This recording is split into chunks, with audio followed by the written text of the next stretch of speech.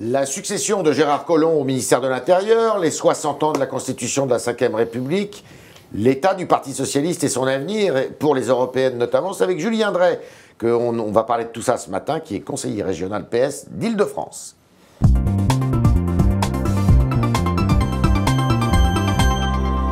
Julien Drey, bonjour. Bonjour. Merci d'être parmi nous.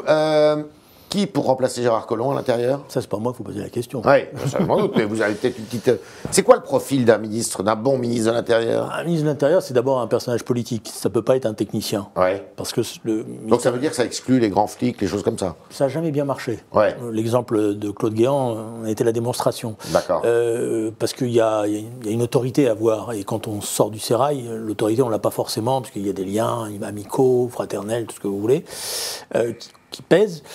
Après, il y a la question de la confiance avec le président de la République, parce que c'est un poste extrêmement sensible, surtout dans les moments actuels avec la lutte contre le terrorisme. Il doit y avoir une confiance absolue. Il ne peut pas y avoir de doute, il ne peut pas y avoir de suspicion. Donc ça réduit le choix pour le président actuel. Les circonstances de son départ du ministère de l'Intérieur, avec ce dialogue de sourds avec le président de la République, c'est quoi? C'est une crise politique qui a eu lieu? Oui, c'est une crise politique. Bon, après, c'est normal que lui et son camp, je dirais, minimisent la chose. C'est une crise politique. Quand on regarde le nombre de démissions qu'il y a eu en moins d'un an et demi, 3 ministres d'État qui s'en vont, quand on regarde la dégringolade entre mi-juillet et maintenant, dans les sondages, dans l'opinion autour de nous, on entend ce qu'on entend, il y a quelque chose qui ne va pas. Il y a une sorte de rêve qui s'est déchiré, évanoui. Il y a une confiance qui se perd, il y a des images qui troublent et perturbent. Donc c'est grave ce qui vient de se passer? Oui, je pense qu'on est dans une situation très grave. Ouais. Très grave parce qu'on est au début du quinquennat, on n'est pas à la fin. Il y a encore, de son point de vue, tel qu'il annonce des réformes importantes. Et quelle est l'autorité qu'il aura dans la situation actuelle? Donc je pense que la construction était d'une construction, pour moi, un peu artificielle dans cette victoire de la présidentielle.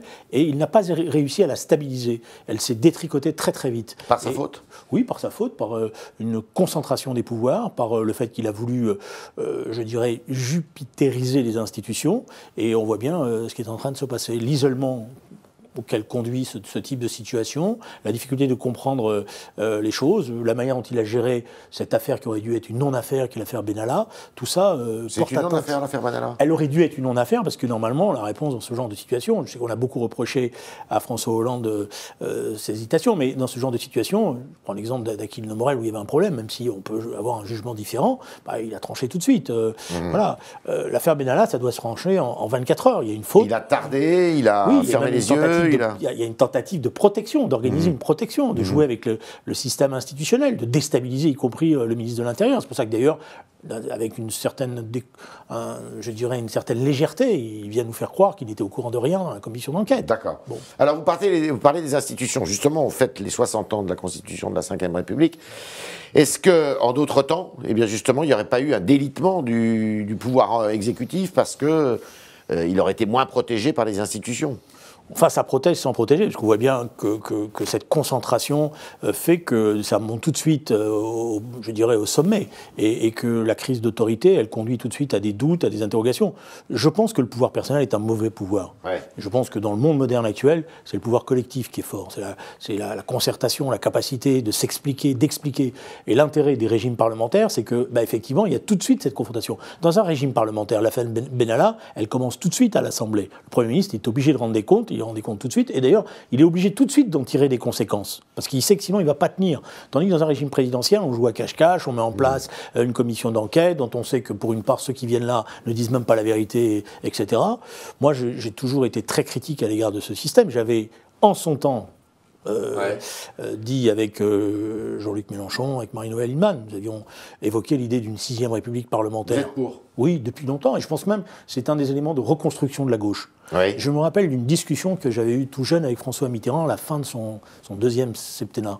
Et dans la discussion, où on faisait un peu l'évaluation de tout ça, j'ai dit, mais Président, vous avez dit que les institutions étaient mauvaises avant moi, elles le seront après moi, et pourquoi vous ne les avez pas transformées? Alors là, avec un sourire, il m'a dit, mais ça sera la tâche de votre génération, pour moi c'était difficile. Ouais. Bon, Il en a profité aussi. Oui, de manière habile de nous repasser le bébé, mais je considère que les critiques qui avaient été émises à l'époque sont aujourd'hui encore plus fondées. Alors, je connais le débat sur l'instabilité des régimes parlementaires, mais tous nos voisins ont des régimes parlementaires, et ils sont stables. Voilà, après, il y a des... Je veux dire, si on fait des proportionnels, il faut mettre des verrous pour ne pas se retrouver dans la situation israélienne où les petits partis font la loi avec 1 ou 2%, mais ça, on met des barres, etc. Mais les Allemands ont un régime parlementaire, les Anglais ont un régime parlementaire, les Espagnols ont un régime parlementaire, les Portugais... Donc il faudrait qu'on adopte un régime parlementaire. Oui, la 6e République, elle doit être un régime parlementaire. Mais comment ne pas retourner à la 4e République qui nous a... Parce que mais il n'y a pas d'instabilité en Angleterre, en Allemagne, en Italie, au Portugal. Il y a des verrous institutionnels à mettre. Je pense par exemple sur les motions de censure. Un gouvernement ne peut pas tomber s'il n'y a pas une motion de censure positive, c'est-à-dire s'il n'y a pas une alternative. Donc il ne peut pas y avoir l'alliance des contraires qui déstabilise les choses, ce qui était le cas sous la 4e République. Le regard des Français qui a été exprimé dans le sondage Odoxa que Figaro publie ce matin, qui est assez critique, qui disent en gros, c'est pas très efficace notre système politique, la concentration des pouvoirs dans les mains du président de la République et puis cette course de petits chevaux à l'Élysée, ça nous fatigue. Ça vous étonne pas? Non, ça m'étonne pas parce que je pense que la 5e République est un régime qui rend fou les femmes et les hommes politiques. Parce qu'ils ne sont plus obsédés que par une chose, la course au pouvoir et la course à la magistrature suprême. Et ils estiment d'ailleurs que peu importe les idées, une fois qu'ils seront là, ils feront.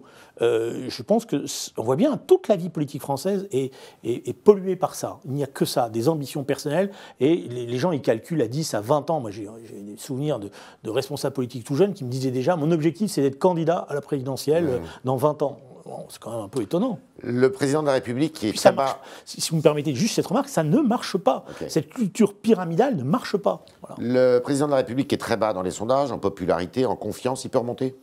On peut toujours remonter, d'abord parce que la situation internationale peut l'amener à... On se souvient par exemple de Jacques Chirac au moment de la guerre du Golfe. On sait que la situation en Syrie est très grave, même si on en parle de moins en moins, mais quand même que le monde est explosif, donc il peut se passer des tas de choses pour monter. Maintenant, la question qui est posée pour lui, elle est simple. On voit bien, soit... il est enfermé dans sa tour d'ivoire. Il considère un peu, comme il l'a fait au salon de l'auto hier, moi j'agis, voilà, tout ça c'est secondaire, tout ça va passer, parce que j'ai une forme de certitude dans mon action et dans ce que je suis. Bon, et on risque effectivement à ce moment-là de connaître une crise qui s'amplifie et qui posera inévitablement des éléments d'affrontement majeurs dans le pays. Bon, à un moment donné ou un autre, ce genre de situation est toujours imprévisible. Ça arrive au moment où on ne s'y attend pas, mais ça arrive. Voilà, l'histoire nous l'a montré. Ou alors, il change la donne. Le problème, c'est que c'est compliqué pour lui de changer la donne, parce qu'il a, au départ, fait croire qu'il était une sorte de candidat d'équilibre entre la droite et la gauche, qu'il était au milieu. Et là, l'essentiel de ce qu'il a perdu, c'est tout l'électorat de gauche qui, au départ, lui faisait confiance et qui estime que le balancier a pesé à droite. Alors la gauche, justement, le Parti socialiste, est-ce qu'il peut renaître de ses cendres ? Si tant est que ça soit encore, qu'il en soit au niveau des cendres, mais il n'est pas en pleine forme. Pas en pleine forme, c'est clair. Et l'année qui vient de s'écouler lui a pas permis de franchir une nouvelle étape. On voit qu'il y a encore trop de conflits internes, de choses qui ne sont pas réglées, de suspicions des uns par rapport aux autres. On n'a pas retrouvé cette fraternité qui serait nécessaire pour pouvoir repartir, comme on avait pu le faire, par exemple, en 1993, après la défaite historique que nous avions subie. Mais là, on s'était regroupé autour d'une personnalité forte, qui était celle de Michel Rocard, et tout le monde avait fait des concessions, y compris Jean-Luc Mélenchon à l'époque. Là, on est dans une situation difficile. C'est quoi? C'est Olivier Faure? C'est Emmanuel Morel? Non, je pense que... D'ailleurs, sur le fond, il n'y a pas de ligne différente, parce que nous avons eu un bureau national mardi, où nous devons élaborer notre plateforme pour les européennes, et quand on regarde les textes tels qu'ils sont, après les combats politiques et des discussions sérieuses, auxquelles moi j'ai participé en essayant effectivement de donner une plus grande clarté à notre plateforme, les divergences sont quasiment infimes. Sur la défense, par exemple, on aurait pu penser que l'aile gauche du parti allait demander la sortie de l'OTAN. Elle ne le demande pas. Elle demande à ce qu'on élabore une défense européenne, ce avec lequel nous sommes tous d'accord. Sur la question de notre rapport au Parti socialiste européen, et notamment à la social-démocratie et la social-démocratie allemande, qui est dans des coalitions qui sont discutables. Bien, le premier secrétaire, sur la base d'une interpellation de ma part, a été très clair en disant soit notre plateforme est reprise par le PSE, si elle n'est pas reprise, nous rentrerons. Nous ne quitterons pas le PSE, mais nous entrons en opposition et nous ferons une campagne propre et indépendante des socialistes français. Donc les différences se sont atténuées, mais ce que je vous disais tout à l'heure, les suspicions sont fortes, parce que chacun se dit oui, mais ils ont accepté ça, mais ils ne vont pas le faire, parce que quand ils vont au pouvoir, à chaque fois... Voilà. Bon, donc c'est cette confiance-là qu'il faut aussi restaurer. Vous êtes optimiste ? Non, je suis pas optimiste, je suis inquiet. Je pense qu'on aurait pu aller plus vite. Bon, c'est pas la faute d'un homme, hein, je suis pas en train de désigner telle ou telle personnalité à la vindicte populaire. La question que je me pose, c'est est-ce qu'il ne faut pas, à un moment donné, prendre une initiative politique qui fasse qu'on rebrasse tout ça et que c'est quoi l'initiative politique? Il faut que les femmes et les hommes de gauche, de bonne volonté, de gauche réformiste, c'est-à-dire qui sont candidats à accéder au pouvoir pour changer la société, et qui ne sont pas là simplement pour témoigner devant l'histoire d'une sorte de radicalité ou de contestation du système, mais qui pensent que cette société a besoin d'être changée, et pour ça, il faut exercer le pouvoir pour la changer, pour la corriger, notamment sur les questions environnementales. Il y a une volonté politique nouvelle à mettre en place, puisqu'il y a une révolution industrielle à faire. Aujourd'hui, on sent bien les risques qu'il y a pour la planète. Eh bien, il faut peut-être que tous ces gens-là se mettent ensemble autour d'une table et prennent l'initiative visant au-delà du PS, visant à faire une grande formation politique, un peu à la manière dont François Mitterrand l'avait fait en 71 pour faire naître de la SFIO un nouveau parti socialiste. Je pense qu'on est dans ce moment-là. Et si on rate ce moment-là, le danger, c'est qu'on viendra à ce qui était le cœur de la Ve République. Au départ, cette phrase de Malraux qui dit « Entre les communistes et nous, il n'y a rien, et si on se débrouille bien, on en a pour 50 ans. » D'accord. Toujours candidat aux européennes? Oui. Pour conduire la liste du Parti socialiste? Moi, je ne cours pas après un poste, surtout à mon âge. Je cours après un score, parce que je pense que c'est très important. La gauche devra se rassembler. Vous êtes très bas dans les sondages. Hein. On est très bas. On est loin. Mais... Alors, on est bas, mais en même temps, tous les sondeurs et tout ce que je vois autour de nous, et ce que je vois autour de moi, de gens qui m'arrêtent dans la rue, qui me disent « Vous allez vous en sortir, vous allez revenir, on a besoin de vous ». On sent bien qu'il y a besoin d'une gauche réformiste. Il ne s'agit pas de faire la compétition avec les autres, il s'agit de faire qu'il y ait une synthèse entre ce qui est une radicalité qui a toujours existé à gauche et une gauche réformiste, mais une vraie gauche réformiste, pas une gauche réformiste qui se perd dans le libéralisme économique. D'accord. Donc vous êtes candidat et qu'est-ce qu'on dit au PS autour de vous? Je pense qu'il y en a qui sont contents, il y en a d'autres qui sont moins contents. Ce que je constate, c'est que pour l'instant, ça ne se bouscule pas au portillon, parce que ce n'est pas une tâche facile. Mener cette liste-là et être en capacité de parler à un électorat qui est en rupture avec Macron, un électorat de gauche, de parler aussi à un électorat avec Mélenchon qui se réfugie parfois dans la radicalité, et d'être capable de faire cette synthèse, il n'y a pas des centaines de personnalités qui ont ce profil politique. Vous pouvez le faire. Mon histoire, d'ailleurs, c'est pas contesté, c'est la seule chose qu'on ne me conteste pas, me permet d'être au carrefour de ça. Et cette expérience politique, vous savez, on est dans un moment très particulier. Toute l'année dernière, on nous a expliqué que la question la plus importante, c'était celle du renouvellement, de la jeunesse. Tout le monde se dit, le renouvellement, oui, mais l'expérience, ça compte aussi et c'est utile. Et dans cette bataille politique, c'est ça qui sera le plus important. La réponse définitive, c'est quand ? Dans les semaines à venir, je pense qu'il ne faudra pas trop tarder. Avant la fin de l'année ? Oui, avant la fin de l'année. Moi, je souhaite qu'on aille même un peu plus vite, parce qu'il faut être capable de constituer une liste qui devra marquer ce renouvellement générationnel, qui devra répondre à la représentation territoriale, mais qui devra surtout engager la bataille. Or, la bataille européenne, pour moi... Qui décidera de votre choix ? Ce sera les militantes et les militants, mais ce sera aussi... Il y aura un vote il y aura forcément, à un moment donné ou un autre, un vote. Il sera peut-être consensuel ou il sera dissensuel. Bon, on verra bien. Mais, vous savez, moi, j'ai défini une méthode dans cette campagne. Je considère que la bataille européenne ne se fera pas sur l'architecture de la construction européenne. Je pense que les gens ne comprennent plus rien, ça les intéresse modérément. Je pense que la question qui est posée aujourd'hui, c'est de trouver des revendications qui unifient l'ensemble des Européens. C'est pour ça que, notamment, J'aime mieux la bataille, c'est repris maintenant dans la plateforme pour la dotation universelle pour chaque jeune de 18 ans, prise sur une taxation sur toutes les sociétés du numérique. C'est la même chose sur la question du droit à l'avortement comme étant un droit européen. Parce que je veux qu'on puisse mener une campagne qui soit une vraie campagne européenne de proximité. C'est-à-dire que chaque Européen se dise l'Europe, ça sert à quelque chose. Ça sert pour mes enfants, ça sert pour les femmes, ça sert pour qu'il y ait une justice fiscale réelle. Donc voilà. Et puis ça sert surtout à faire la conversion nécessaire de toute l'économie industrielle. Si Anne Hidalgo est candidate à sa succession à la mairie de Paris, vous la soutiendrez ? Elle est maire de Paris, elle a été notre candidate, il n'y a pas de raison aujourd'hui de la déstabiliser. Il y aura une discussion naturelle sur son programme. Je pense qu'elle a engagé une bataille importante sur la gratuité des transports et je pense que ça sera intéressant. C'est la bataille des élections municipales. Ah oui, je soutiens, heureusement. Parce que, c'est pas heureusement, parce que je pense que c'est une belle revendication et une vraie conquête aujourd'hui. On est avec Julien Drey et on continue avec vos questions, chers internautes, que Jean-Baptiste Sémerjian, il rentre dans ce studio, va poser.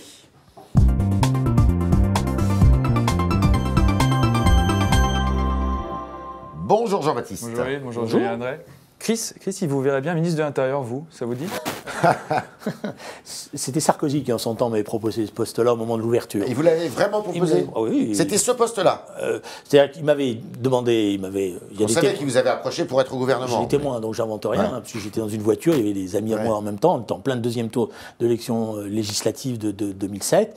Il m'avait dit, voilà, je vais faire l'ouverture, j'ai besoin de personnalités fortes, et donc tu vas être ministre. Je dis, t'es sympa, bon, je tutoyais parce qu'on se connaît depuis très longtemps, sympa, mais bon, franchement, je vois pas bien. Voilà. Tu me dis, si, parce que je veux briser les frontières entre la droite et la gauche. Je dis, bon, alors, imaginons. Je te dis, oui, c'est pourquoi faire, me dis ce que tu veux. J'étais d'accord, mais bon. Alors, ministre de l'Intérieur, il me dit, ça y est, c'est fait. Bon, évidemment, c'était impossible pour moi d'être ministre de l'Intérieur de Nicolas Sarkozy. Pourquoi? Problème de cohérence politique. Voilà. Puis, y compris au regard de ce qui s'est passé par la suite, j'aurais été quand même très mal à l'aise. Hein. Le discours de Grenoble, notamment? Le discours de Grenoble, bon, l'affaire sur la nationalité. Bon, d'accord. Voilà. On parle des européennes. Robert Dell reproche à l'Europe de ne pas écouter les citoyens, d'être pas capable de sortir de ses bureaux. Cette distance-là, vous pensez? C'est l'Europe bruxelloise. Ouais. Voilà, c'est pour ça que je pense que la campagne européenne qu'on doit faire, c'est une campagne unifiante. C'est-à-dire qu'il faut que chaque citoyen européen puisse être partie prenante de cette campagne en disant « ça m'apporte quelque chose », c'est ce que je vous ai dit tout à l'heure. C'est pour ça que moi, je laisse de côté tous les débats sur la gouvernance européenne, qui sont importants, mais je préfère mener la bataille pour une dotation universelle pour chaque jeune européen de 18 ans, je me mène la bataille pour le droit à l'avortement, je mène la bataille pour un plan de reconversion industrielle de 500 milliards d'euros, qui est le montant exact de l'évasion fiscale en Europe. Voilà, ça c'est des choses concrètes. Et je pense que si les citoyens européens ont le sentiment que cette fois-ci on parle de choses concrètes et que c'est des choses qui sont unifiantes, parce que c'est tous les citoyens européens ou européennes qui sont concernés, ça prendra une autre tournure. Sans aucun rapport, Eric vous demande si François Hollande est votre meilleur ami. Mon meilleur ami, non, parce que mon meilleur ami, c'est mon frère, si vous voulez tout savoir. J'en ai qu'un, et j'y tiens. Mais après, c'est un ami, oui. Bon, ça ne veut pas dire que je suis d'accord avec lui sur tout. Il vous encourage pour la tête de liste aux européennes? Il ne m'a pas découragé. Après, je ne vais pas me revendiquer de son soutien, parce que moi, je ne suis pas le candidat des uns ou des autres, je suis moi-même. Voilà, ça suffit. Voilà. CB rappelle que vous avez fondé... Enfin, faites partie des fonds... CB rappelle que vous faites partie des fondateurs de SOS Racisme. Il demande où en sont aujourd'hui les combats de SOS Racisme. Les combats de SOS Racisme ont été utiles, et ce que je regrette, c'est qu'aujourd'hui, il n'y ait pas une génération nouvelle qui ait pris le relais. Et je pense que ça fait partie... Il y a beaucoup d'associations oui, mais elles n'ont pas la force qu'a eu SOS Racisme, elles n'ont pas le poids sur la société qu'a eu SOS Racisme. Et résultat, d'ailleurs, on voit bien que, du point de vue de la conscience globale de la société, il y a une régression, que les questions identitaires l'emportent sur les questions d'intégration. Et on voit bien, ce qu'a dit d'ailleurs Gérard Collomb, et qui est un jugement extrêmement sévère, quand il dit nous avons maintenant une ghettoisation, on est face à face et bientôt on risque d'être en confrontation, on voit bien que les choses sont dégradées, mais parce qu'il y a aussi une absence de mobilisation de la société. Je prends un exemple très simple, 58 migrants. L'Europe tremble devant 58 migrants. Et il n'y a pas de mouvement social en France pour dire, bon, attendez, arrêtons. Oui, il faut... Il y a des mobilisations. Non, SOS Racisme n'était pas non plus unique. Non, mais à l'époque, SOS Racisme, ça comptait. Regardez les anciennes éditions du Figaro, vous y trouverez des traces. Oui. Mais 58 migrants, et l'Europe tremble devant ça. Et chacun essaye de se repasser le bébé. Alors, c'est d'ailleurs pour ça que dans le débat interne du Parti socialiste, moi je défends l'idée de quotas. Je pense que la gauche européenne doit fixer et doit assumer le mot quota. Parce que sinon, elle est toujours en difficulté sur la gestion des flux migratoires, parce qu'on l'accuse d'angélisme, de naïveté, etc. Donc il faut fixer les quotas. Ces quotas, c'est quoi? C'est une part des besoins économiques, parce qu'il y a des besoins économiques. Je pense qu'il y a des pays qui ont besoin de main-d'œuvre, l'Allemagne par exemple, l'Italie aussi. Et puis, c'est des quotas de solidarité. C'est-à-dire on intègre dans ce quota la part de solidarité que l'Europe est capable d'afficher. Mais une fois qu'on a fait ça, on donne le sentiment à nos concitoyens que ce n'est pas les frontières ouvertes et que ce n'est pas n'importe quoi. L'erreur qu'a fait Angela Merkel, et que lui reproche d'ailleurs une partie de la gauche allemande à juste titre, c'est d'avoir donné le sentiment que tout était possible. Et alors évidemment, ça a fragilisé et ça a créé un vote d'extrême droite. Est-ce que le racisme anti-blanc existe dans notre pays? Oui, on a vu une chanson d'un rappeur là, récemment qui a fait grand bruit. Ce qui existe, c'est une ghettoisation et plus grave encore, une ethnicisation de la société, donc des communautés. Et donc quand il y a un repli communautaire, eh ben, effectivement, il y a un racisme intercommunautaire. Et ce racisme pourrait être un outil, pour une arme pour lutter contre ça? Il faudrait qu'il y ait une nouvelle génération et qu'effectivement qu'on rapproche. Parce que le danger, c'est y compris, on commence à le voir dans les lycées, c'est les blacks qui sont avec les blacks, les beurs ils sont avec les beurs, les blancs ils sont avec les blancs. Et puis, bon, on se mélange plus beaucoup, alors qu'il y a eu une génération où on se mélangeait beaucoup. Or, une société républicaine, c'est une société du mélange, où on n'est pas déterminé par son appartenance à la communauté, mais on a une seule communauté, c'est la communauté nationale. Vos relations avec les SOS Racisme aujourd'hui? Je discute avec le président, mais après, c'est une association qui vit sa vie, et voilà. Dernière question. Thierry rappelle que vous avez inspiré un des personnages principaux de la série politique Baron Noir. Exactement, Philippe Rickwart, pardon. C'est une fierté pour vous? Alors, si je me fie à la saison 1, j'avais regardé ça en me disant, bon, c'est pas très brillant. Si je me fie à la saison, si je regarde la saison 2, je me dis, là, c'est pas mal. Vous y voyez des choses vraies? À partir du moment, violence, ce cynisme? Oui, mais dans la saison 2, il y a moins de violence et moins de cynisme. Dans la saison 1, oui, beaucoup. D'ailleurs, c'est ça qui m'avait un peu gêné. Et je l'avais dit d'ailleurs à celui qui est un peu l'auteur de tout ça, le scénariste, qui a été pendant longtemps mon assistant parlementaire. Mais dans la saison 2, il a remis la politique au cœur. D'ailleurs, c'est pour ça que, d'après moi, elle a eu autant de succès. Voilà. Ce qui prouve que la politique intéresse nos concitoyens. Avec une femme présidente de la République. Avec une femme présidente de la République. Vous le souhaitez un jour? Oui, pourquoi pas. J'avais soutenu Ségolène Royal en son temps. Voilà, bon. C'était Julien Drey qui était avec nous ce matin dans les studios du Figaro. Merci de vos réponses à toutes nos questions. Merci Jean-Baptiste Sémergent de vous être fait l'interprète de nos internautes. Et puis à demain pour de nouvelles aventures.